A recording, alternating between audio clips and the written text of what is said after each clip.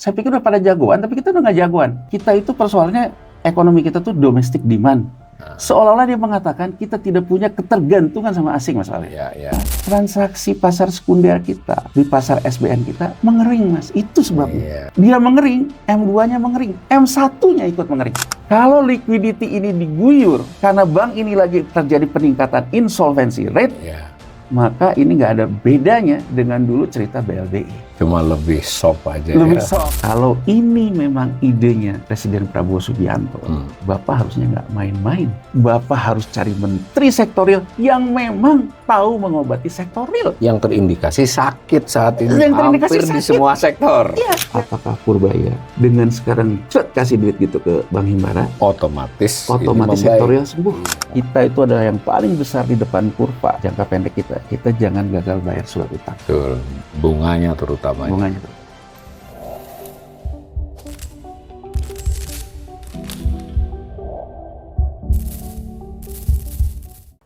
Salam cerdas, Ibu Bapak, saudara-saudara yang saya hormati. Kembali berjumpa dengan saya di kanal Awali Rizki dalam sesi ngobrol ekonomi. Kali ini saya kembali ditemani sahabat saya, Mas Yanwar Rizki. Assalamualaikum Mas Yanwar. Waalaikumsalam warahmatullahi wabarakatuh. Ini kayaknya Menteri Keuangan baru nih buat berita ekonomi mengalahkan berita apapun. Ciri khas orang pasar modal. Ciri khas orang menggoreng isu kalau istilahnya. Jadi begitu ya yang akan kami bicarakan terkait dengan Pak Menteri Keuangan, tapi bukan soal pribadi beliau, tapi rencana kebijakan beliau. Dan saya kira hitungannya cukup cepat lah sejak dia dilantik, pernyataan di wartawan dan kemarin kembali di DPR, lalu dilaporkan langsung ke Presiden sorenya, lalu dibuat penjelasan oleh dirjennya Pak, BKF itu jadi dirjen itu sekarang, dengan strategi kebijakan fiskal. Artinya gerak cepat lah. Nah, topik yang menonjol keluar adalah soal bahwa beliau ingin menarik dari yang menurutnya uang yang diparkir di Bank Indonesia, uang pemerintah ya, diparkir di BI mau disalurkan ke perbankan. Itu kuncinya. Nah, maka sebagai pengantar sebelum nanti kita tanya Mas Yanwar lebih lanjut, nah kita sudah lihat tuh bahwa yang dimaksud itu jelas adalah duit saldo anggaran lebih ya, 200 triliun. Sementara ini katanya untuk perbankan ya, Bank Himbara 4 konven 2 syariah, tapi memang wartawan sempat tanya kepada dirjen, apakah swasta nggak dapat, kata si dirjennya Febrio itu ya mungkin tapi nanti gitu, masih yang jelas aturan teknisnya belum nih, jadi nggak mungkin dieksekusi langsung. Nah lalu kita sudah pernah bicara asal itu apa, tapi mungkin nanti refreshing posisinya bagaimana, bentuknya benar nggak ini bisa diambil 200. Nah yang untuk kali ini dampak dari kebijakan semacam itu, ini kita anggap duitnya ada dan bisa dipindah ke bank, itu apa atas kondisi fiskal dan moneter. Ini juga menarik ini, Menteri Keuangan baru ini ya dia sendiri mengakui kan gayanya koboi. Sebetulnya kan Menteri Keuangan nggak berhak dong dengan kebijakan moneter. Tapi terang-terangan itu di DPR mengatakan bahwa dia menganggap 1-2 tahun ini kebijakan fiskal dan moneter tidak tepat, Mas. Itu berita. Dan tone-nya lebih kepada moneter. Jadi ya pada dia fiskal tadi nanti biar di ini. Nah, apa dampak perekonomian dan khasnya Mas Yanwar, kita ini urusannya apapun kebijakan, rakyat banyak itu rakyat bawah itu dapat apa gitu. Teks, ini refreshing aja kita sudah bicara ini salnya kan 457 triliun kan. Berarti sal itu ya sisa anggaran lebih ya. Berangkas lah. Nah, berangkas itu didapat dari akumulasi sisa-sisa tiap tahun dikurangi pemakaian. Tapi ini pemirsa perlu kita ingatkan, sebetulnya bukan sisa lebih uang karena pendapatan lebih besar dari belanja, tetapi karena ngutangnya kebanyakan. Jadi boleh dikatakan silpa itu adalah sisa kelebihan berutang sebenarnya. Makanya sisa lebih pembiayaan anggaran, bukan surplus. Nah, tapi apapun faktanya begitu. Next. Akibatnya tadi kan, lalu ini ada sal. Sal itu kadang dipakai. Nah ini kan, sal yang dipakai langsung oleh pemerintah. Kalau tadi ditempatkan, itu bagaimana skema ininya kan kita belum tahu. Next. Nah ini Mas penjelasan yang tadi. Yang ini aset. Nah neraca aset kan kita sal tadi kan soal ekuitas dia nih. Nah kalau saya lihat di neraca dia, itu sebetulnya yang ditempatkan di Bank Indonesia kan cuma 1-2 ini, Mas. Yang lain ini rekening di KPPN, Transit ini malah di bank umum, Mas, kebanyakan. Sebenarnya Bank Himbara yang Flix di sini kan Bank Indonesia, tapi ini juga ada bertambah bank umum. Itu kalau ditotalkan 350. Ya mungkin 325-an di Bank Indonesia yang kas. Ya. Next. Ini saldo akhir kas, Bu. Nah, benar kan 350. Bendahara umum negara ini berarti yang di Bank Indonesia fix itu 350, bukan 457. Itu dulu. Tapi ini ya masih masuklah 200 disalurin bisa sih. Next. Nah, masalahnya bank itu selama ini begini. Ya yang disalurkan kredit itu 60% dan trennya agak menurun nih tahun ini. Jadi kalau dia banyak duit pun itu salurannya ke yang hitam kan. Surat berharga, SBN lah ya. Jadi maksudnya ketika ide dia ditambahi, benar, menurut buku, dia kekurangan likuiditas nggak? Kelihatannya kita kalau menurut Mas Heru selama ini memang kekurangan, tapi kekurangannya itu dalam realnya cash. Kalau dalam bukunya kan banyak duit dia, orang karnya 23%. Nah kalau dia ditambahi 200 triliun ke bank, itu nih pikiran saya nanti dikomentari Mas Yanuar. Ya betul, itu bisa dibuat aturan nggak boleh dipakai untuk hitam itu SBN. Tapi berarti kan dia punya kelonggaran. Bisa geser yang harusnya untuk kuning kredit. Wah ini saya geser ke hitam. Bukan di 200 triliun ini duit yang lain. Nah, ini bayangan saya. Nah, apakah begitu? Nanti dikomentari. Next, habis ya. Nah ini lagi yang nggak ada dibahas belum. Sebenarnya kan sejak tahun 2024 akhir itu SAL itu boleh dipakai untuk ini dan dipraktekkan ini sebenarnya. Cuma karena dia tidak melewati tahun anggaran, nggak kelihatan di LKPP. Loh, ini intinya berapa sih yang sudah dipakai ini? Yang 300. Kenapa tadi jadi 350? Itu kan akhir tahun, udah kembali. Nanti di Januari dipakai nggak untuk ini? Dan BUMN ini salah satunya juga bisa Bank Himbara kan? Ya minimal, ya, terutama ya Pertamina, PLN. Boleh kan? Karena memang dipayungi hukum. Jadi serius kan? Apakah sudah dihitung juga yang sudah dibagi-bagi ke situ? Ya, maksudnya bukan dibagi ya, dipinjemin dan seterusnya lah. Kira-kira begitu. Tapi mungkin kita karena sifatnya edukasi tidak harus langsung ke situ. Kita mau tahu dari Mas Yanuar dulu ini bahwa kebijakan fiskal yang semacam itu apakah ada dasar pemikirannya atau pertimbangannya atau lazim lah. Nah, gimana Mas kira-kira? Oke, Mas Awalil. Pertama gini ya. Pertama tentu kita apresiasi dulu lah. Apresiasi bahwa Menteri Keuangan yang baru, Pak Purbaya, dia memberikan presentasi sisi pandangnya ya di DPR. Dan kita juga melihat DPR juga beberapa kritis ya. Jadi ada sebuah perdebatan ini. Saya mungkin ingin memulai dari apa yang dikatakan oleh Purbaya. Ya, Purbaya dari sisi mazhab. Mazhab. Pertama, menurut saya mazhabnya sangat clear. Mazhabnya adalah mazhab yang pro terhadap market, pasar ya. Pasar. Pro terhadap persaingan. Jadi kalau dia mengatakan saya akan memberikan insentif agar bank itu menginsentif ke sektor swasta. Dan dia juga mengatakan bahwa satu poin ya, ini. Dia mengatakan sisi pandangnya kemarin itu adalah lebih banyak kepada model gaya, kalau kita lihat di negara maju, gaya yang disampaikan oleh Gubernur Bank Sentral.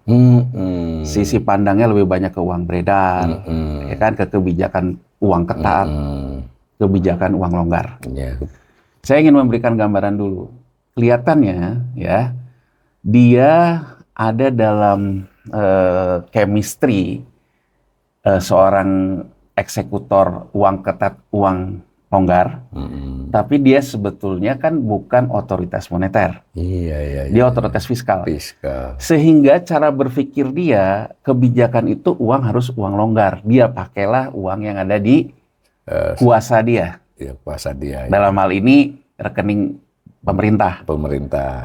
Jadi saya ingin menggambarkan gini. Beliau mengatakan di DPR, tahun 30 itu bunganya 0, tapi ekonomi tidak bekerja.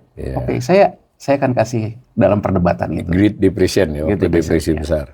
perdebatan itu sebetulnya memang berlangsung sampai sekarang.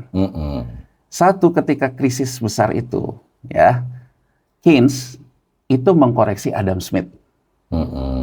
Menurut Keynes, bahwa kalau kita percaya kepada pasar sepenuhnya, negara tidak berperan aktif, maka yang ada terjadi itu adalah spekulasi berlebihan. Jadi saya ingin memberikan gambaran mazhab dulu nih, agar kita betul. Juga ada edukasi ya, apa yang dimaksud oleh Purbaya di situ. Keynes menganggap ada 3 fungsi uang, Mas Awalil. Ya, yang pertama itu uang itu untuk transaksi, uang untuk berjaga-jaga, uang untuk spekulasi berlebihan. Menurut Keynes, ketika situasi ekonomi itu tidak pasti, kalau misalnya inflasi tidak dikompensasi di perbankan, maka uang akan keluar di perbankan. Yang berjaga-jaga tadi. Iya, betul. Dan itu akan menambah spekulasi yang berlebihan. Spekulasi yang berlebihan menurut Keynes itu akan membahayakan. Itulah yang mengakibatkan Great Depression menurut dia. Iya. Menurut Keynes. Menurut Keynes. Cara menafsirkan peristiwa yang sedang terjadi. Sehingga menurut Keynes harus ada peran negara di situ. Iya. Peran negara itu lewat apa? Ya tadi kebijakan itu biarkan sejak uang ketat, inflasi tinggi, gitu ya. Inflasi tinggi, uang berjaga-jaga sehingga spekulasi berlebihan itu tidak bisa terjadi. Ya.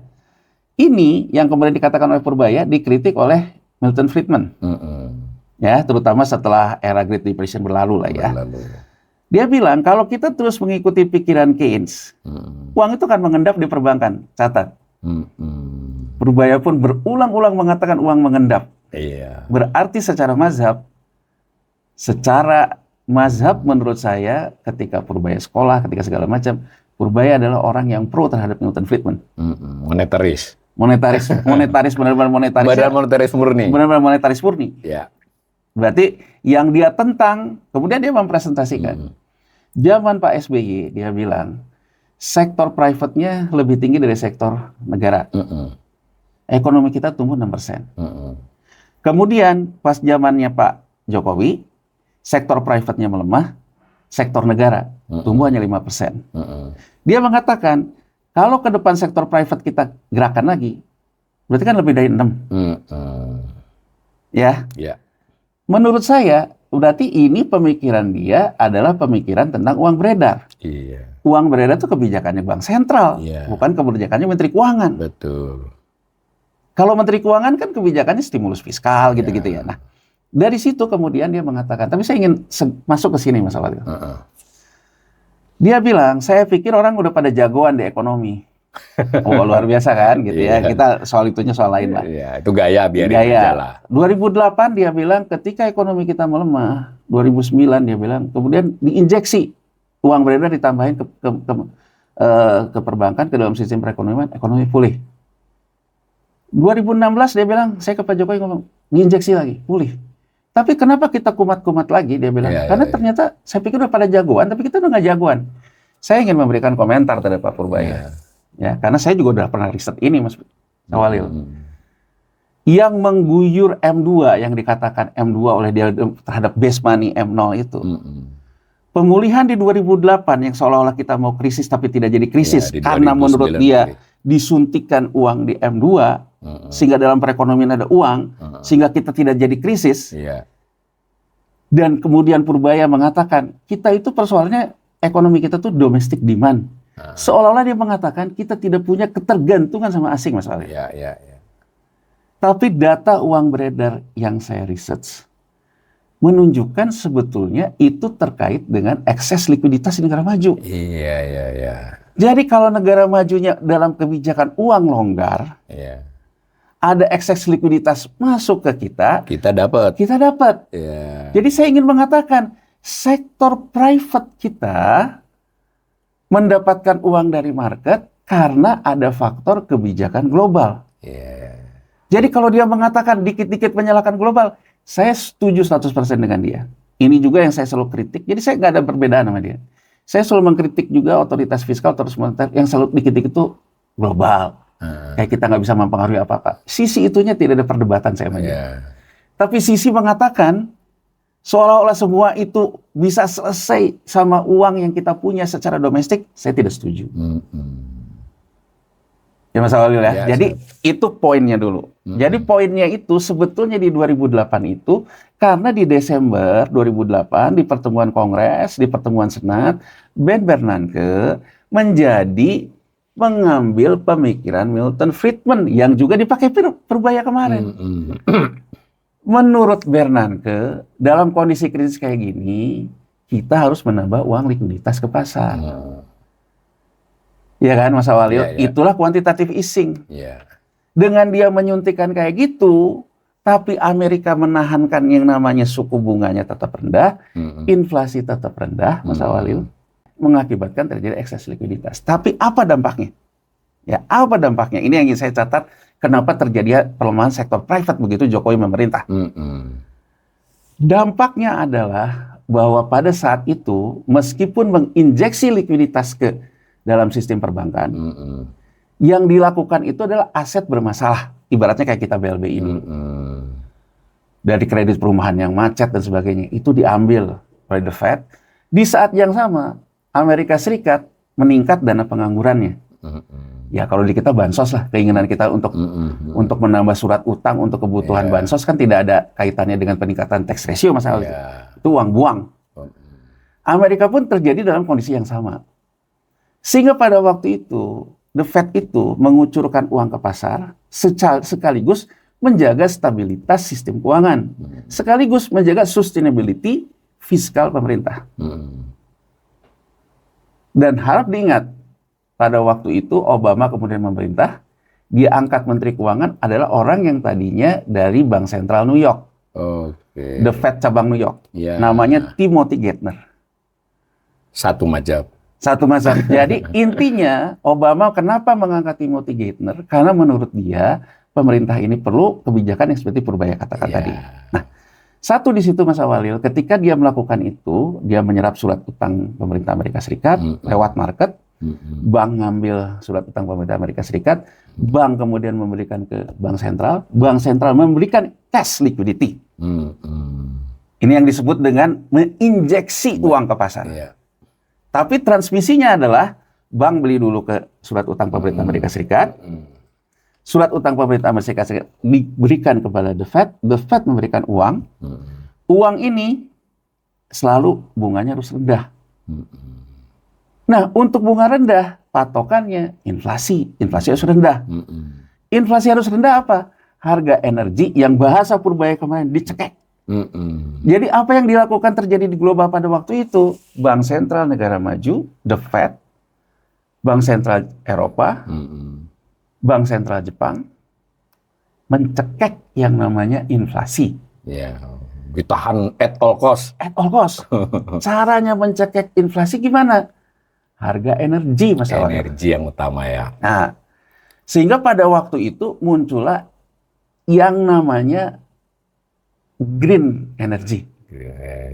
Amerika Serikat, Obama memberikan insentif besar terhadap shale gas. Jadi shale gas ini adalah pecahan-pecahan batu bara yang ya teknologi mereka lah. Ya. Hal ini Mas Walil mengakibatkan yang namanya harga energi itu turun. Energi fosil terutama. Energi fosil. Kemudian yang dikatakan oleh Purbaya, zaman SBY sektor private-nya naik karena kita mendapatkan berkah barang Tuhan bagi rata, batu bara. Iya. Betul. Kenapa batu bara ini, ya Mas Walil, harganya melonjak naik sejak di 2006 sampai dengan 2011? Karena Cina waktu di 2005 dia kalah perang moneter antara Alan Greenspan di The Fed, ya, dengan Zhu Zichuan, gubernur Bank Sentral Cina, yang akhirnya Zhu Zichuan, gubernur Bank Sentral Cina, mengalah karena tidak kuat menimpa kenaikan harga minyak pada waktu itu juga sempat krisis segala macam. Nah, Cina kemudian dia melakukan game changer. Kita nggak bisa nih gini terus. Berarti kita harus punya energi alternatif. Dia melakukanlah gasifikasi batu bara. Gasifikasi. Dan kemudian dia namanya berpikirnya adalah pemain ngelihatnya depan kurva. Dia boronglah semua batu bara Mas Walil. Biarpun dia punya, dia tetap beli ya. Ya beli. Padahal punya cadangan juga. Ya, termasuk sekarang orang yang dalam banyak bisik-bisik influencer besar terhadap politik saat ini, kan kayaknya dari situ. Iya, batu bara. Karena bapaknya dulu punya tanah batu bara di Kalimantan, gitu loh Mas Awalil. Jadi kita ada orang yang menikmati di situ. Ya kalau ada di situ, jelas kalau kita bicara secara matematis, datanya menunjukkan private sektornya bekerja. Tapi saya ingin mengatakan, apakah itu betul karena domestic demand? Enggak. Karena tadi kaitan kondisi global tadi. Kondisi global. Kemudian Amerika Serikat, dia ingin inflasi rendah, harga energi dicekek, dibawa turun.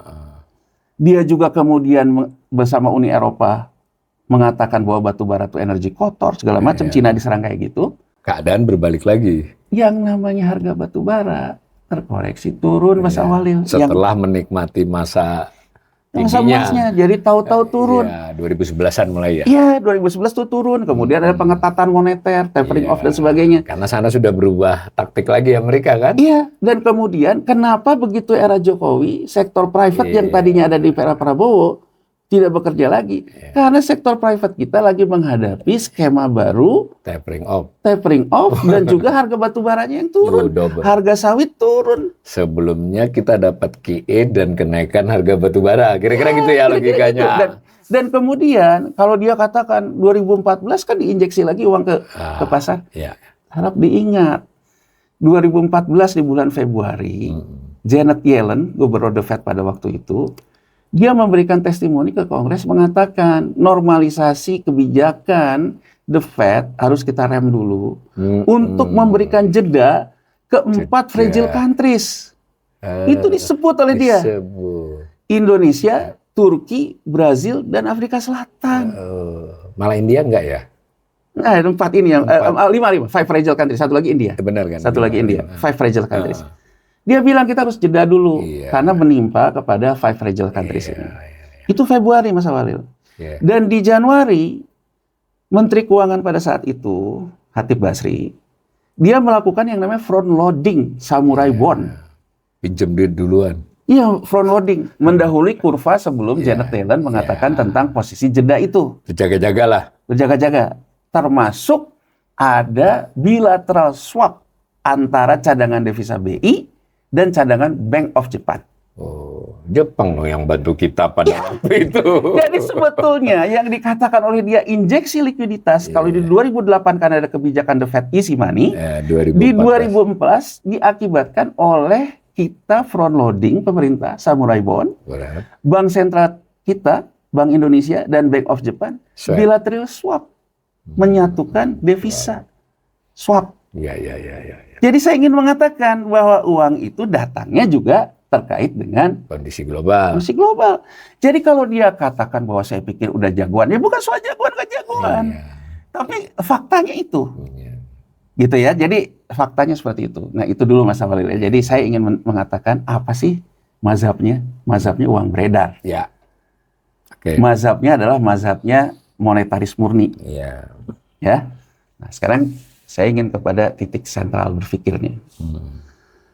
Karena dia cara berpikirnya begitu, ya. Dan saya gini, sebagai sebuah ide, sebagai sebuah pemikiran, saya apresiasi Purbaya. Karena saya mendengar Purbaya ini mengatakan tentang uang mengendap ini, itu udah lama, Mas. Bahkan ketika ya masih sama-sama analis, pengamat gitu kan, cuman bedanya kan kalau dia sekarang Menteri Keuangan kan gitu ya. Nah, dia mengatakan, yang saya ingat tuh zaman Gubernur BI-nya Pak Budiono lah, kalau saya nggak lupa ya, antara itulah. Dalam sebuah diskusi bulanan dengan Gubernur BI, saya datang, dia datang. Dia mengatakan juga bahwa yang namanya rekening pemerintah itu harusnya kan mengakselerasi perekonomian. Jangan nganggur. Jangan nganggur. Seingat saya, sejauh ingatan saya, Pak Budiono mengatakan bahwa itu kan uangnya pemerintah. Iya, terserah pemerintah dong. Terserah pemerintah seperti apa. Tapi kemudian seingat saya juga, mengingat lagi pertemuan itu, dia mengatakan, oh tapi kan BI kan berarti mengelola likuiditas. Kalau mengelola likuiditas harusnya bayar bunga dong ke pemerintah. Kenapa tidak bayar bunga? Sepanjang ingatan saya, pada waktu itu Gubernur BI Pak Budiono, dia mengatakan karena back to back. BI pun punya tagihan ke pemerintah. Balance lah ya. Balance, dan sifatnya karena memang saling mendukung antara fiskal dan moneter, harmonisasi. Jadi pemikiran untuk menggerakkan uang itu di BI itu saya udah dengar lama dari dia. Kemudian kedua, bahwa uang harus diserahkan kepada perekonomian dan perekonomian itu harus ke sektorial. Itu juga saya dan Purbaya sama-sama sependapat. Iya. Uang itu jangan ke SBN dong. Iya. Harusnya ke sektorial. Kalau ke SBN terus, makanya nggak akan selesai. Saya sepakat dalam hal itu.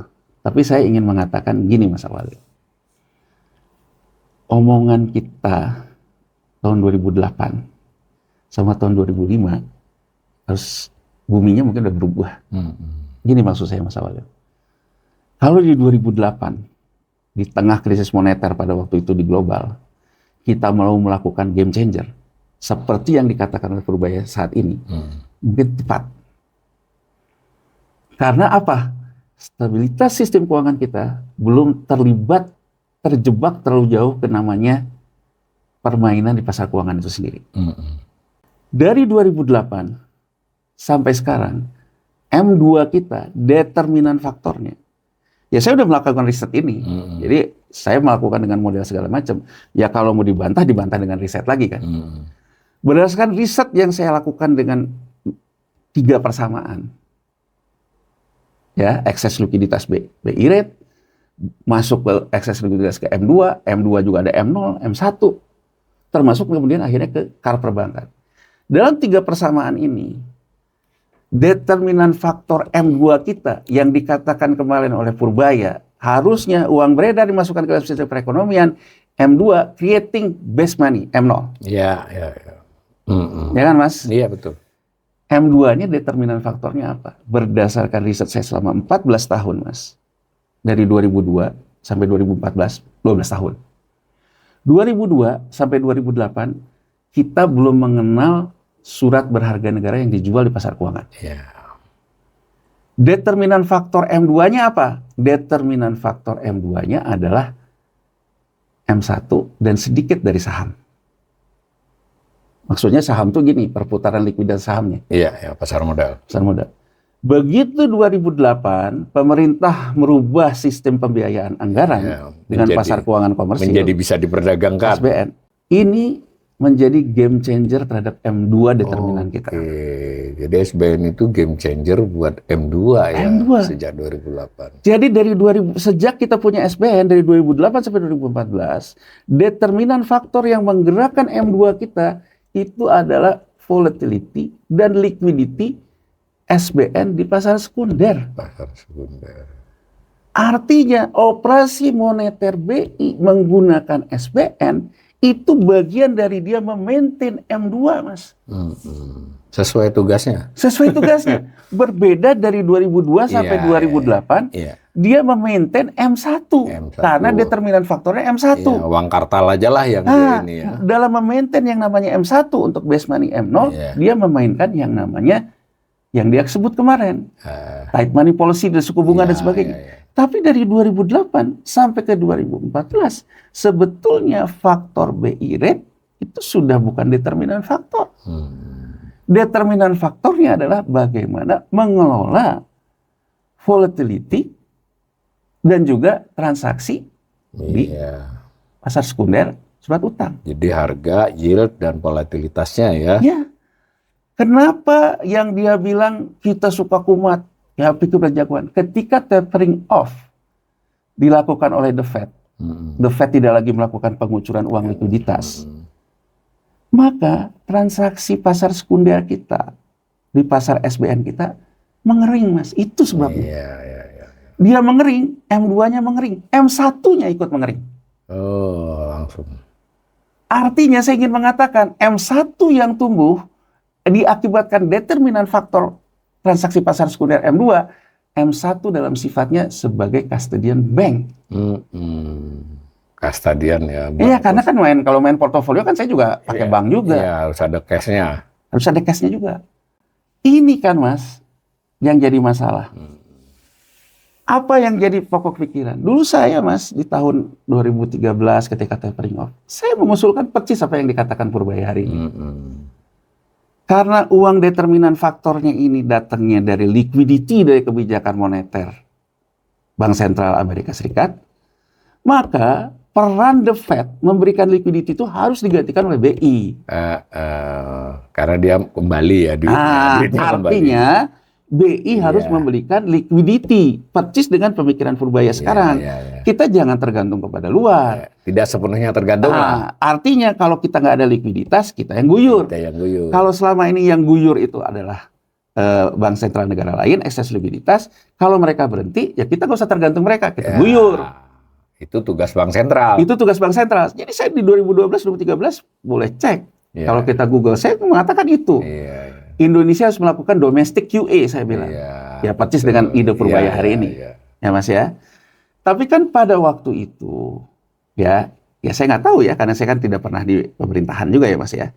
Tapi kalau yang saya tangkap pada waktu itu, Gubernur BI Pak Darmin, ya, dalam beberapa kesempatan mengatakan, nggak usah khawatir, karena kita akan pegang, kalau sekarang asing ngelepasin SBN, kita ambil. Jadi aman harganya, harganya nggak drop langsung. Jadi dengan kata lain, apa yang dikatakan Pak Darmin? Itu juga sebetulnya bagian dari QA yang dilakukan BI. Jadi begitu negara maju itu sudah tidak menjalankan transmisinya, ya kan? Maka kita ambil. Kemudian, saya ingat betul Pak Darmin mengatakan, yang mempengaruhi pasar uang antar bank, yang mempengaruhi nilai tukar rupiah, itu adalah SBN yang bergerak-gerak di pasar. Untuk menjaga pergerakannya, maka SBN-nya saya yang jadi kurang lebih, saya market maker-nya. Iya, bandarnya bukan asing segala macam. Pada waktu itu Mas, di market, terutama di perbankan, banyak orang tidak suka kepada Darmin. Kenapa? Karena dicekek bahasa Purbaya tadi. Harganya dikendalikan. SBN-nya diambil, disimpan untuk rangka stabilitas, likuiditas di pasar kering, nilai tukar bisa dikendalikan, tapi likuiditas nggak ada. Pak Darmin kemudian diganti oleh Pak Agus Martowardoyo. Pendekatan Pak Agus Martowardoyo lebih ke market. Yang penting ada likuiditas. Jadi kalaupun rupiah itu harus melemah volatility-nya, sepanjang volatility-nya masih dalam range suku bunga yield, nggak apa-apa. Apa yang ada uang, dibuat lagi lah yang sekarang kita kenal Mas. Reposun segala macam itu zaman Pak Agus Marto. Reposun. Jadi artinya BI itu menggunakan SBN untuk transmisi uang liquidity. Operasi pasar terbukanya reposun untuk mengendalikan jumlah dan harga sun ya. Kurang lebih begitu ya. Kurang lebih begitu. Untuk mengerti segala macam, ya kan? Tapi di samping kayak gitu, pemerintahnya kan menerbitkan SBN terus, Mas, ada SBN baru terus. Terus terakumulasi. Makin besar. Problemnya adalah ketika pasar likuiditas market maker-nya itu adalah asing, ekses likuiditas. Pada waktu itu, sebelumnya. Waktu zaman SBY yang disebutkan itu. Betul tadi. Sebetulnya siapa yang banyak beli? Ada asing, ada segala macam. Begitu asingnya tapering off, ada masalah di pasar sekunder, ada masalah juga di pasar perdana. Disitulah mulai yang namanya BPJS, yang namanya asuransi, yang namanya perbankan menjadi pembeli di pasar perdana, Mas. Menggantikan asing. Saya potong sedikit, Pak pemirsa. Jadi SBN yang diperdagangkan, terutama yang rupiah, di era yang disebut oleh Mas Yanuar tadi, ya sebutlah sampai 2012-13 itu, asingnya itu hampir 40% porsinya, 38%. Sebagai perbandingan sekarang tuh 14%. Dan itu perlahan-lahan. Itu kira-kira latar belakang cerita ini. Terus Mas. Jadi saya ingin mengatakan gini, kalau intervening menggantikan posisi asing yang meninggalkan determinan faktor M2, menurut pendapat saya Pak Menkyu, Pak Purbaya, itu pernah sudah kita lakukan kok. Bahwa Bank Sentral menjaga agar pasar perdana SBN bisa laku, menjaga juga determinan faktor M2 kita dengan melakukan operasi moneter berbasis Sun SBN, itu sudah dilakukan. Sejak lama. Nah, sejak lama. Nah, sekarang kalau kita menganggap, udah dong, jangan ke SBN dong. Kalau ke SBN tidak ada ke kredit. Itu isu banyak orang. Ya. Kalau kita ngomongnya waktu sebelum 2008, mungkin tepat, Mas. Tapi kalau kita sekarang bicara realita, realitanya stabilitas makro kita sangat ditentukan juga oleh yang namanya SBN stability. Jadi apa bedanya Sri Mulyani Indrawati dan Purbaya, biar publik lebih tahu. SMI, dia pendekatannya adalah burden sharing. Bagi beban. Bagi beban. Pendekatannya, operasi moneternya adalah dilakukan dengan model instrumen. Pemerintah menerbitkan SBN, BI menyerap, jadi harmonisasi kebijakan. Bunganya diatur. Harmonisasi fiskal moneter di situ. Apa yang dikatakan oleh Purbaya kemarin, tidak. Itu bedanya. Kalau dia, ibaratnya, enggak, kita pun sekarang menjadi playernya. Uang kita guyurkan. Jadi tidak lagi menggunakan mekanisme yang namanya, kan tadi Mas Awali lihat tuh, kita punya data tentang SAL tadi. SAL itu udah pernah dipakai. SAL itu ternyata cashnya 357. Ya kan? Coba kita hitung lagi. Kita tadi lihatnya baru dari LKPP pemerintah pusat, Mas. Kan kalau kita lihat dari neraca BI. Betul. Neraca BI di sisi aset satu emas, kedua SBN.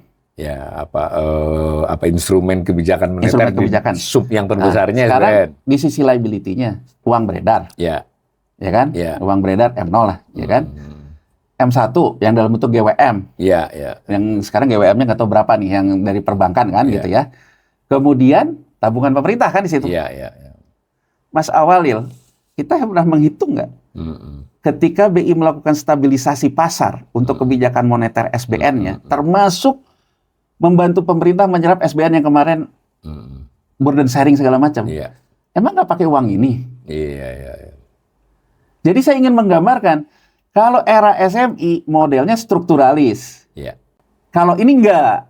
Ini modelnya seolah-olah BI lu pikirin sendiri deh. Ngatur neracamu sendiri lah. Pokoknya ini kan uang saya. Saya ambil lah. Sama aja gini, Mas. Saya potong dikit. Di BI kan nyaris tidak berbunga atau bunga giro yang sangat rendah. Ini kalau ditaruh di bank kan pemerintah dapat bunga dong. Iya, kan dia bilang. Begitu ya. Kan dia bilang, ini nggak usah rumit-rumit. Ini cuman kayak saya naruh deposito aja. Artinya kan gini, Mas. Ini dalam posisi gini. Misalnya gini. Misalnya saya naruh uang di bank. Ya, saya tarik, bank pasti nanya ke saya, Pak, kenapa ditarik? Terus misalnya perintah dari saya mau pindahkan ke bank lain. Bank itu kan pasti ngomong, Pak, kenapa dipindah bank lain? Pertarungan suku bunga kan? Sana lebih bagus. Sana lebih bagus, gitu kan? Karena bank yang saya tinggalkan pasti juga punya persoalan likuiditas. Begitu saya keluar. Setelah keluar, Nah, sekarang misalnya kemudian saya tanya, wah saya nggak bisa sih, karena ini buat kebutuhan sehari-hari saya. Saya lagi nggak ada kerjaan, nggak ada. Itulah mantap, makan tabungan. Makan tabungan. Ya kan, Mas? Terjadi banyak signifikan juga signifikan juga. Nah terus saya bilang, nggak deh, saya mau ambil deh. Tapi saya mau ganti deh, saya mau sewa Vault aja, karena saya mau beli emas batangan. Berarti kan saya mengalihkan tendensi yang tadinya uang yang sifatnya berjaga-jaganya itu dalam bentuk uang, saya pindahkan berjaga-jaganya ke safe haven, ke emas. Emas nggak bisa dipakai kan, keluar kan dari bank, likuiditasnya kan, Mas. Bisa saja ditaruh di kotak depositnya, tapi nggak bisa dipakai. Cuma dapat fee doang, Mas. Tapi kan nggak bisa dipakai. Kecil lah. Makanya kemudian pemerintah menelurkan yang namanya bullion emas, rekening emas. Maunya tuh dipindah ke situ, bukan ke emas batangan. Karena kalau rekening emas nanti masuk ke GWM-nya juga. Tapi kelihatannya sejauh ini belum berjalan. Nggak, saya menggambarkan kurang lebih yang dilakukan Purbaya itu. Ngambil duitnya sendiri lah. Ngambilnya duitnya sendiri. Jadi Purbaya itu kurang lebih ngambil duitnya di BI, dia sekarang mau tempatkan di bank umum. Problemnya, BI kan bisa ngomong. Kalau uang ini sebetulnya kita pakai untuk burden sharing kemarin. Mas, Iya. Kita coba imajinasi. Iya. Kita coba imajinasi. Karena urusannya bukan hanya kamu naruh duit, saya kan juga harus menyerap duit kamu, uang kamu. Coba kita imajinasi. Iya. Sebelum ini BI mengatakan dia sudah menyerap surat utang pemerintah 200 triliun. Ya, totalnya tuh 1.650 triliun, Mas. Dengan yang lama-lama. 1.650. Ya. Ini yang terakhir aja. Yang terakhir 200, oke. Termasuk podcast kita terakhir. Ya. Itu kan 200T, yang kemudian jadi kontroversi. BI ini ngambil pasar perdana apa pasar sekunder? BI mengatakan pasar sekunder. Pasar sekunder. Saya pelan-pelan, Mas, meskipun rilis dari BI itu jelek sekali ya. Tapi pelan-pelan saya coba memahami. Jadi ternyata bahwa BI itu mengatakan dia itu mengambil yang namanya SBN di pasar sekunder. Bukan di pasar perdana. Nah, bukan di pasar perdana. Nah, kemudian perbankan itu mendapatkanlah yang namanya bunga. Kan gitu, Mas. Jadi gini, bunga kredit perumahan itu berapa? Bunga Koperasi Merah Putih berapa? Yang ditanggung oleh Departemen Keuangan segini, yang ditanggung BI segini. Nggak jelas tuh rilisnya. Tapi saya ingin menggambarkannya secara pandangan saya terhadap rilis itu. Jadi kurang lebih sebetulnya kemarin, kalau saya baca dalam rilis itu, BI sebetulnya sudah menggunakan nih rekening tabungan pemerintah yang 200 ini. Ya, Mas? Uang cashnya lah. Nah, yang pemerintah. Dipakai oleh dia mengambillah SBN dari bank. Yang menjalankan program program Koperasi Merah Putih dan perumahan dan sebagainya. Nah, karena yang diambil di pasar sekunder pakai uang ini, terjadilah yang namanya yield kan. Keuntungan yield ini dikurangi oleh BI. Uang ini di banknya, jadi kurang lebih gini, Mas. Kalau sekarang saya jual di pasar, ini asumsi saya ya, karena BI sendiri rilisnya menurut saya jelek sekali. Tapi asumsi saya gini, bank itu melepaskan SBN yang sebelumnya mungkin membeli SBN yang pemerintah di pasar perdana. Front loadingnya yang di bulan Mei, 200. Harganya, kan kalau berdasarkan di pasar sekunder, kita ngikutin ke harga yang ada di pasar. Nah, harganya di luar harga pasar. Lebih mahal lah kurang lebih BI belinya. Yang lebih mahal BI beli ini, itu dianggap menjadi subsidi bunga yang diberikan oleh burden sharing BI. Untuk perbankan bisa menurunkan bunga Koperasi Merah Putih dan koperasi segala macam. Karena ini uangnya pemerintah itu kan ada bunga yang diminta segala macam itu. BI mengkalkulasi itu bagian dari porsi kalau bunga pemerintah. Iya kan, Mas? Jadi menurut saya, kok saya merasakan sebetulnya ketika Purbaya ketua LPS dalam forum KKSK yang isinya Gubernur BI, Menteri Keuangan dan LPS, kayaknya ide ini pernah dia kemukakan juga. Pernah dieksekusi, tapi mungkin dia tidak setuju dengan caranya. Atau begini, Mas, karena di dalam forum KKSK berempat tuh LPS itu minor punya hak suara, hanya ikut. Nah, dia mungkin tidak setuju caranya. Menurut dia, caranya cara LPS membaca data, Mas. Jangan sekedar burden sharing seperti itu. Mohon maaf nih, meskipun saya apresiasi Purbaya menjelaskan pikirannya dengan clear, bahkan kita bisa mengatakan soal mazhab. Makanya kita bisa kritik ini, karena dia cukup jelas gitu. Cukup jelas. Saya menduga jangan-jangan nih Pak Menkyu belum move on dari LPS-nya. Mas, gini, kalau sekarang saya LPS, saya melihat nih ada masalah insolvensi. Insolvensi pada beberapa bank. Ada dua nih, Mas. Likuiditas. Kalau dikucurkan, kemudian likuiditas yang dikucurkan ini menjadi aset kredit bermasalah. Aset kredit bermasalah itu ada dua. Kalau di SBN harganya jatuh, kalau di kreditnya macet. Kalau di SBN harganya jatuh, maka akan terjadi koreksi harga.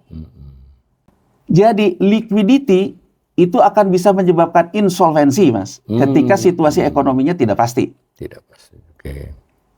Liquidity versus solvabilitas ini di mana? Saya dapat likuiditas, uang. Saya beliin SBN. Taunya pas mau tutup buku, harga SBN-nya jatuh 10%. Maka liquidity saya terkena insolvent 10%. ya Mas. Ya.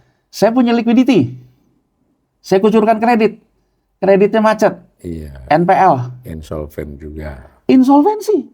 Nanti ke ekuitas ya. Ya, jadi kritik terbesar Keynesian terhadap Friedman monetaris bahwa yang namanya utility liquidity, Anda akan berhadapan dengan insolvency isu ketika situasi ekonominya tidak baik karena spekulasi berlebihan. Iya.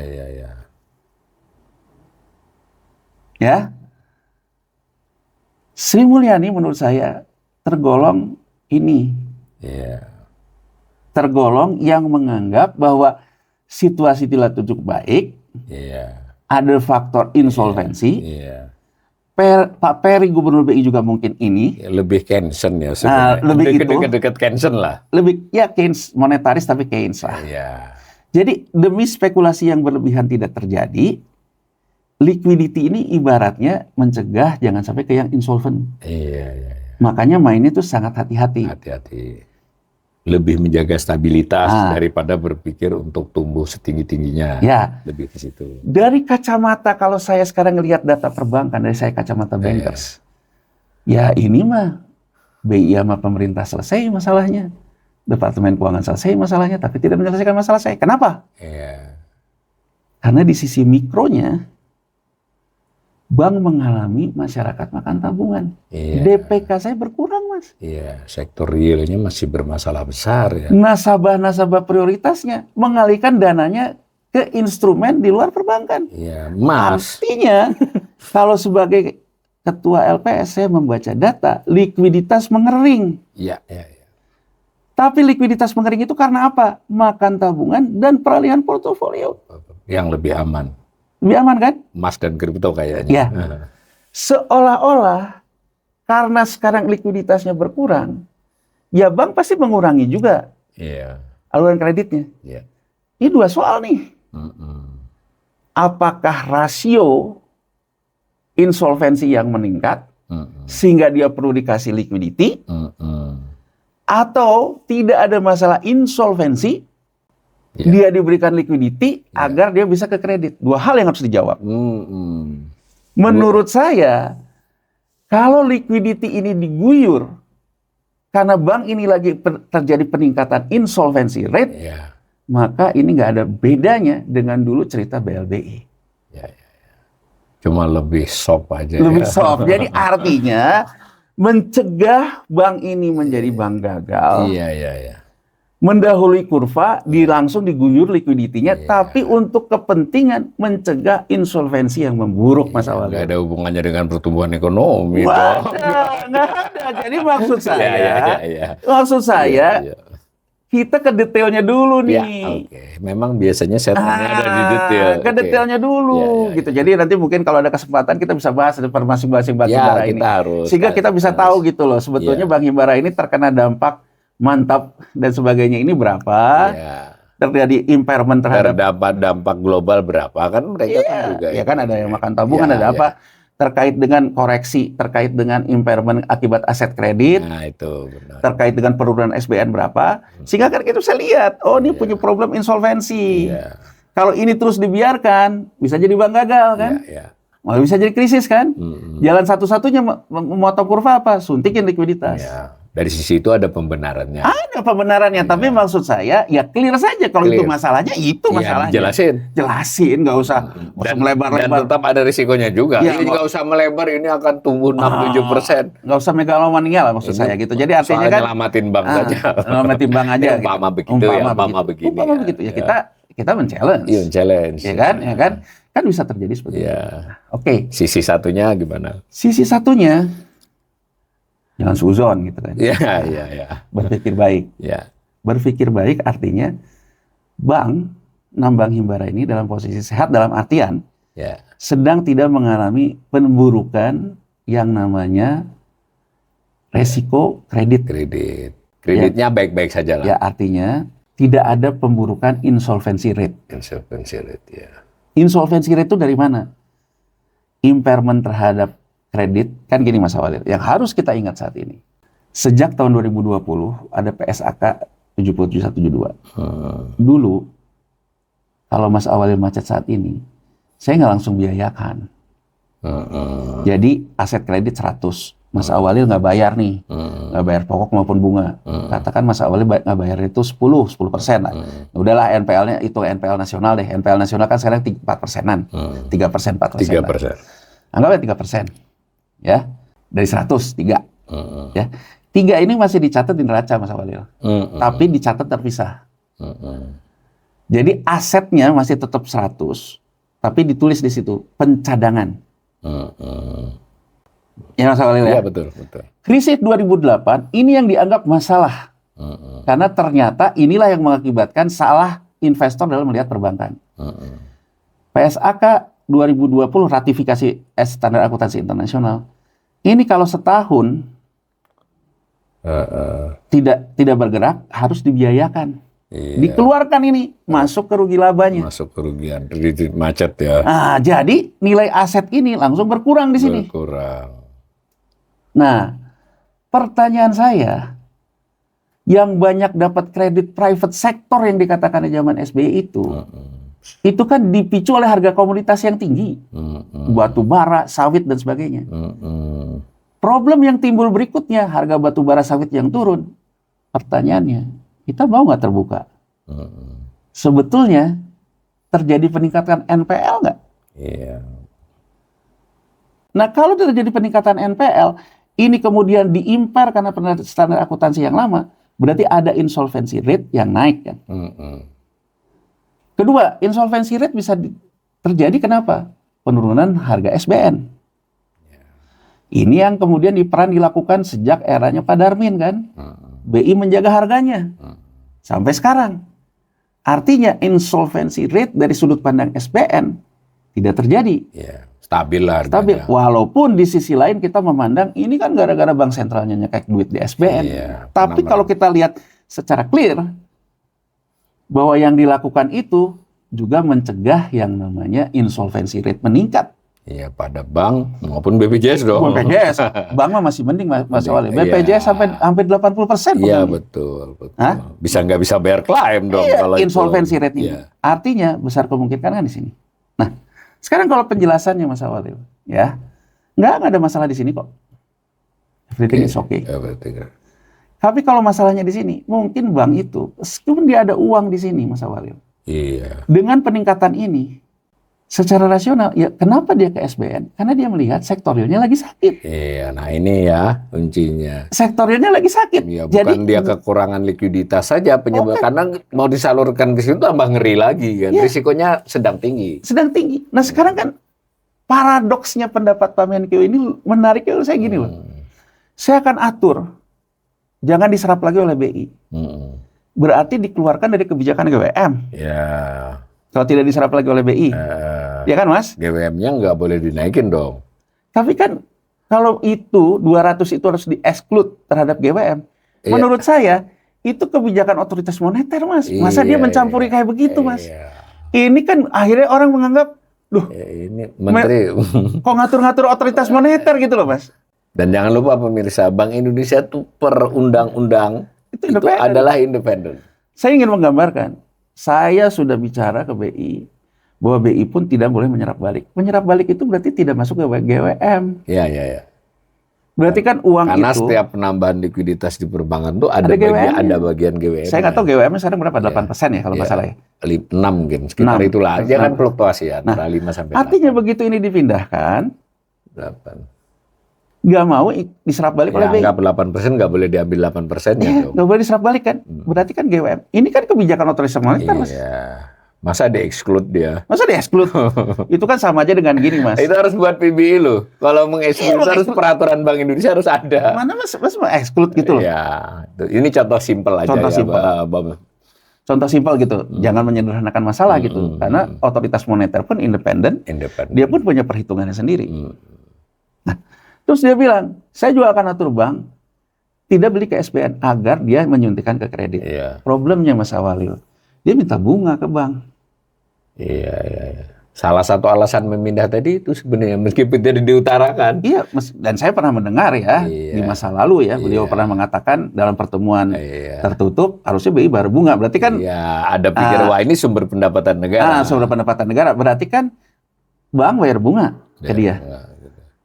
Dan dia mengatakan dalam salah satu di YouTube itu yang saya lihat ketika dia memberikan keterangan, kalau dia bayar bunga ke kita, maka bankir akan saya paksa untuk memberikan return yang lebih besar, sehingga sektor real kita akan bekerja.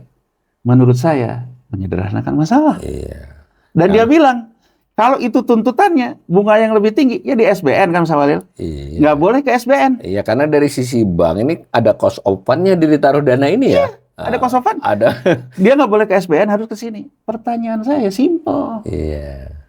Apakah Pak Menteri Keuangan sudah mempertimbangkan? Jangan-jangan masalahnya sektorialnya yang sakit. Iya. Jadi bank memilih ke SBN itu karena perhitungan risiko dan lain sebagainya. Ya. Jadi saya memahami lah euforia banyak orang. Oh kan harusnya memang begitu ke sektorial, ke segala macam. Euforia juga orang sudah terlalu jenuh dengan namanya Sri Mulyani gitu. Saya paham. Tapi saya ingin memberikan sebuah literasi. Liquidity lawannya selalu insolvensi. Iya. Ini penting nih pemirsa. Iya kan Mas? Iya.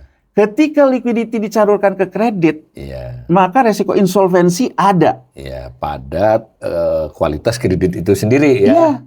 Pengalaman kita dulu menjadikan krisis moneter karena yang namanya perbankan tidak prudent. Tidak prudent. Dia tidak menghitung insolvensi dengan melampaui batas minimum pemberian kredit. Bahkan kepada pihak terkait. Grupnya sendiri, terafiliasi. Begitu ini nanti insolvensinya naik, ya ceritanya pemerintah harus menyuntik kan? Menyuntik, muter lagi. Jadi gini, itu gambaran teknokrasi teknisnya. Sekarang saya ingin menggambarkan gini loh, saya akan mendukung ide ini, karena ini kan gini, saya salah satunya mengatakan bahwa memang ini cara fiskal berbeda, dan cara yang dilakukan ini inovasi. Saya tidak ada komplain terhadap itu soalnya. Bahkan mungkin saya pun akan menempuh cara yang sama. Meskipun mungkin kalau saya agak berbeda ya. Tidak dalam pidato, saya mungkin menciptakan sekuritisasi. Bagi saya mungkin lebih baik saya terbitin sekuritisasi yang saya yakini memperbaiki struktural ekonomi kita. Sektorialnya. Sektorialnya apa? Pilih. Sektorialnya misalnya katakan saja mereform sektor pertanian karena 44 juta tenaga kerja di situ. Saya harus geser ini ke industri jasa pertanian. Saya harus geser ini ke perkebunan. Saya hitung, kalau perkebunan ini membutuhkan apa? Membutuhkan riset bibit yang baik, riset durian yang baik, membutuhkan yang namanya branding, membutuhkan segala macam. Oke, berarti membutuhkan inkubator. Inkubatornya katakanlah ada Agrinas Pangan segala macam kan Mas? Dia melakukanlah sekuritisasi. Sekuritisasi yang namanya efek beragun aset. Dia terbitkan. Efek beragun aset ini kemudian menjadi instrumen moneter yang diswap dengan SBN, masuk ke BI, masuk ke pemerintah. Pada akhirnya sebetulnya perbankan melakukan kredit dengan mekanisme yang lebih soft landing. Ya kan Mas Walid? Tapi kuncinya apa? Kuncinya berarti saya harus benahi sektorialnya. Saya ingin menyampaikan, kalau ini memang idenya Presiden Prabowo Subianto, menurut saya, Bapak harusnya nggak main-main. Bukan mencari figur Menteri Keuangan yang bisa ngoceh tentang sektorial. Bapak harus cari menteri sektorial yang memang tahu mengobati sektorial. Yang terindikasi sakit saat ini hampir di semua sektor. Iya, jadi maksud saya, ide ini akan bagus apa? Kalau misalnya Menteri Pertaniannya menyelesaikan persoalan sakitnya sektor pertanian kita. Menteri Perindustrian. Menteri Perindustriannya membuat yang namanya roadmap sakitnya industri kita. Menteri Perdagangan sakitnya perdagangan kita. Jadi jangan merasa jadi super ministry maksud saya. Jadi menteri super gitu loh Mas Awalil. Ya kan yang seolah-olah segala ngerti gitu loh. Pokoknya kalau dikasih duit, everything is okay. Dalam salah satu statementnya kan Menteri Keuangan Perubaya mengatakan, saya pokoknya akan mengucurkan kredit. Kalau masalahnya di lapangan, saya akan bentuk di Kementerian Keuangan, terjun ke lapangan. Itu bukan tugas Anda, itu tugas Kementerian Teknis. Ibarat kata, gitu loh Mas Awalil, kalau sekarang basisnya adalah koperasi merah putih yang kita anggap sebagai... Kita anggap aja kita terima lah ini sebagai ide ini. Artinya, Menteri Koperasi yang dipilih Presiden Prabowo bisa menyembuhkan persoalan koperasi. Ya. Agar koperasi itu tidak mengakibatkan insolvensi kan. Insolvensi. Mana pakai duit bank. Kalau kita anggap bahwa masalahnya itu adalah MBG, ya kan? Iya. Berarti yang ngurus MBG itu tahu caranya ngurus dapur umum. Iya, jadi betul-betul MBG itu merupakan kegiatan real yang menggerakkan perekonomian kan, gitu harusnya. Kalau dikatakan kalau perumahan, Mas, karena perumahan ini masuk akal loh. iya perumahan. Ya perumahan pun kan harus orang yang ngerti. Jadi artinya Mas Awalil, sekarang ide ini akan masuk akal kalau sektorialnya disembuhkan, dibenahi. Sektornya disembuhkan, dibenahi bukan tugas Menteri Keuangan. Itu ya kunci ini analisisnya ya. Iya. Mas Awalil. Jadi pendapat beliau ini mengasumsikan power dia melampaui beberapa kementerian teknis, bisa mencampurinya, bahkan melampaui kebijakan moneter. Artinya masuk ke situ ya. Jadi kan gitu kan kesannya. Gini loh Mas, tadi kan Mas Awalil udah tunjukkan ternyata angka cashnya 357. Iya. Jangan menganggap punya uang segitu 357 itu ya ikat tongkat Nabi Musa.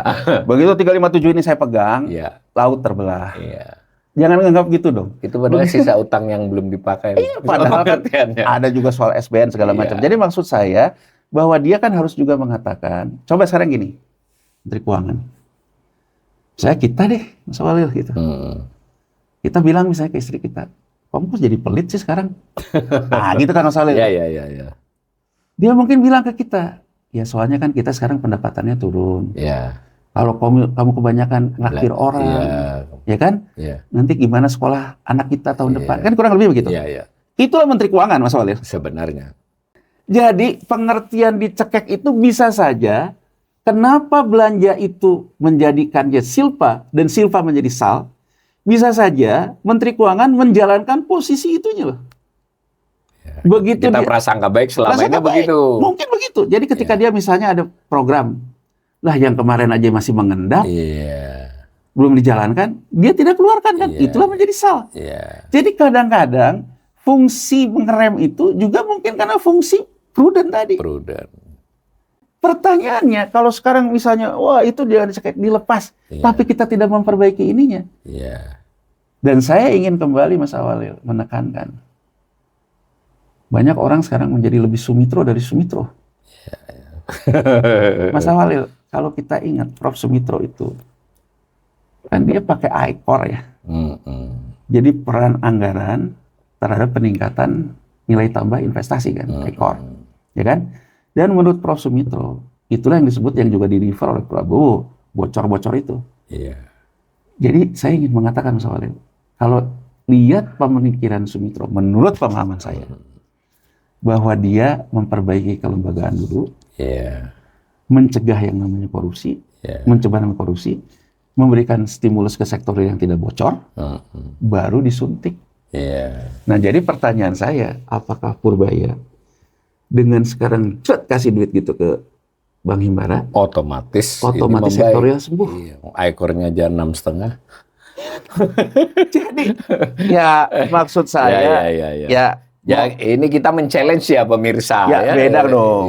Sekarang kayak kita berdua Mas Awalil kan banyak juga yang ngomong, ini berikan kesempatan bekerja, jangan omong-omong. Ya, kita memang omong-omong. Iya, kita ekonom. Ekonom, kita tidak memerintah. Tidak memerintah, ya. Kita mau melalui batas, kadang ngomong keuangan, ngomong ke moneter, ya memang kita tidak memerintah. Tapi begitu kita memerintah, amanahnya apa gitu loh Mas Awalil. Ya, orang harus dimintai pertanggungjawabkan sesuai amanahnya. Kan? Sesuai bajunya gitu loh. Amanah kami ini adalah memberikan analisis, menyampaikan second opinion, kadang kritik. Dan kalau memang ada yang menurut kita bagus ya kita puji. Silakan, itu tugas kita, menurut kita ya. Coba ya, sekarang gini Mas Awalil.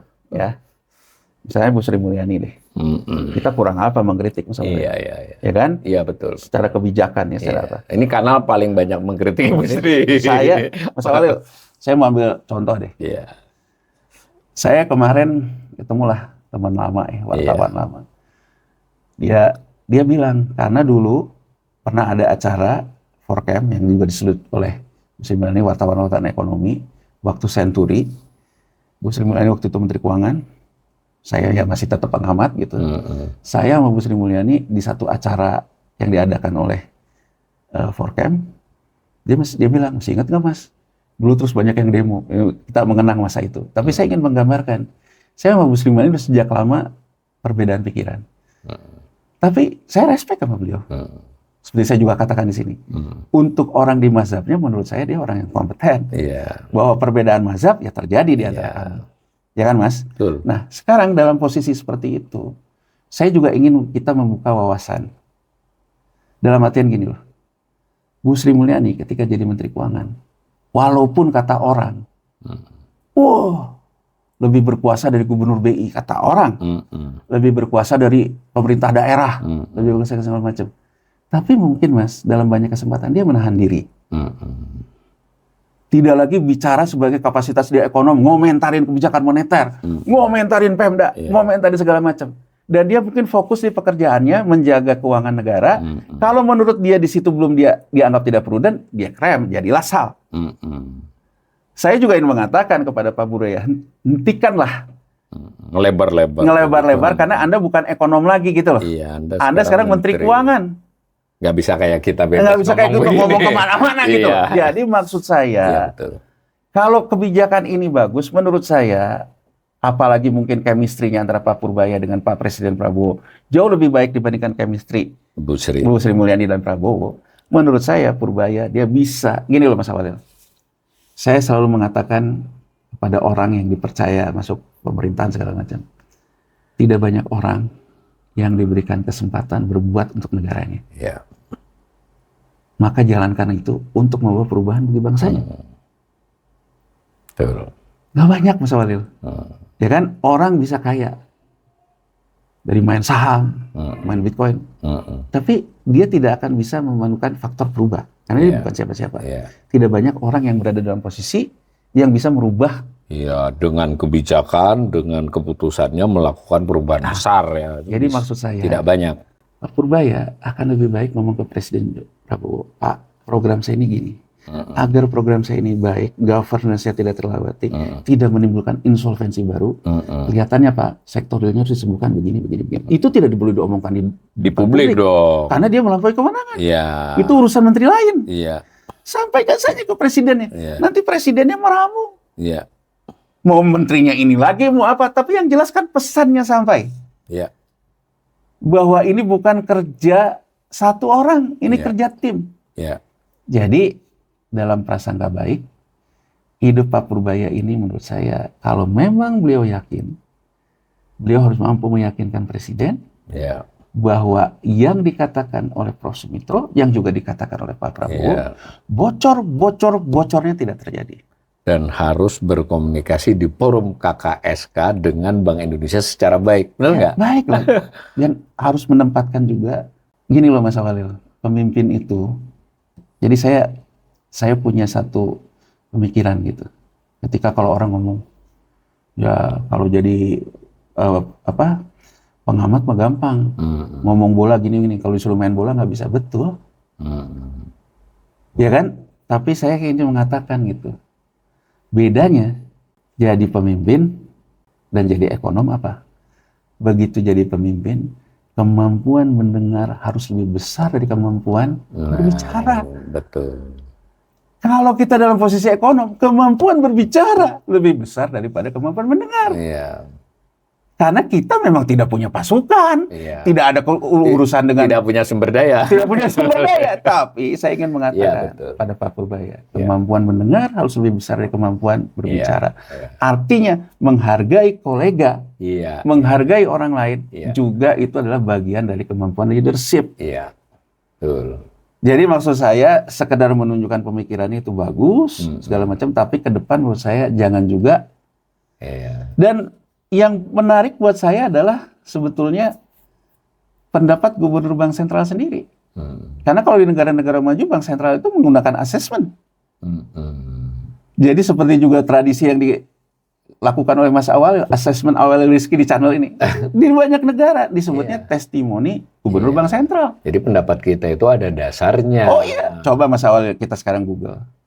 Testimoni Gubernur Bank Sentral Jepang, Bank Sentral Eropa, Bank Sentral.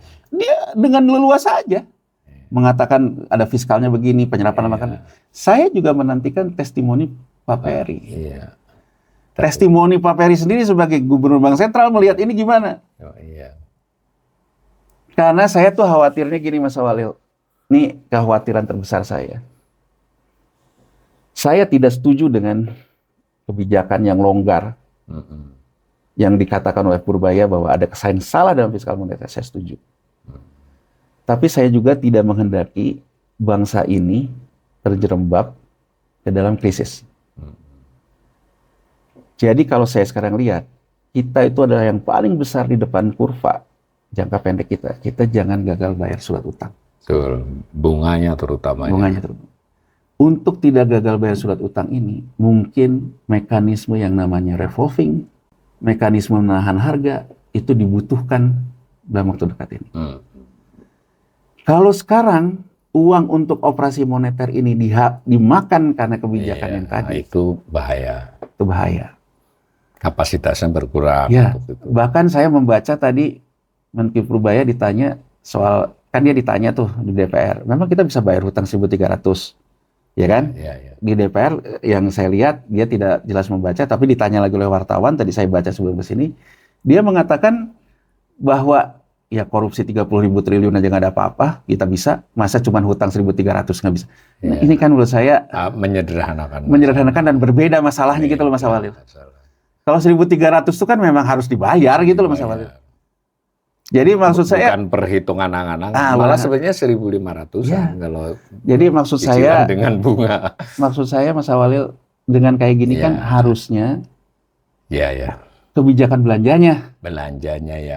Kita berdua selalu sepakat bahwa yang di dalam situasi seperti ini yang diurusi pertama adalah belanja. Lalu perlahan-lahan pendapatan kan begitu ya. Tadi juga sebelum kesini saya membaca Menteri Keuangan Purbaya Yudhistira menjamin pemotongan ke daerah tidak akan ada. Berarti realokasi lagi kan? Iya. Masuk lagi. Balik lagi. Berarti kan ekspansi fiskal, belanjanya banyak, kebutuhan menerbitkan surat utang lagi, Mas Awalil. Atau menaikkan pajak. Iya.